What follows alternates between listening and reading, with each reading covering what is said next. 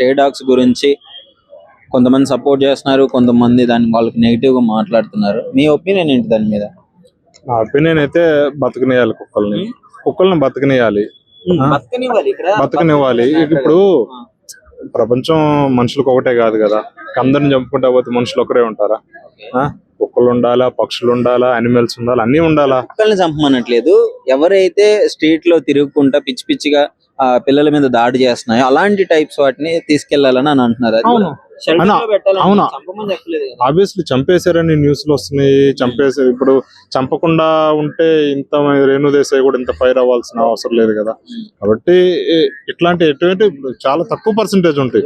ఇప్పుడు ఇంతమంది మనుషులు ఉన్నాయి, ఏడు కూడా కుక్కలు తిరుగుతున్నాయి. ఇంతమంది మనుషులు ఎన్ని కుక్కలు ఉన్నాయి చూడండి, ఆడ 5-6 కుక్కలు తిరుగుతున్నాయి. ఎవరినైనా ఏమన్నా కుక్కలు ఏమన్నా కరుస్తున్నాయా? ఇన్ని రోజుల నుంచి తిరుగుతున్నాయి, ఎవరిని కూడా కుక్కలు కరవు. ఎక్సెప్ట్ ఏదో ఒక 0.1% ఏదో, అది చిన్నపిల్లల మీద కుక్కలు, అది రాంగే. కానీ కుక్కలు అది అనిమల్స్ కదా. ఇప్పుడు ఇంకోటి, పిల్లల్ని వదిలేస్తే కుక్కలతోనే కాదు మనుషులతో కూడా ప్రమాదం. బయటకు వదిలేస్తే చిన్న చిన్న బోర్లు తీసి వదిలిపెడతారు.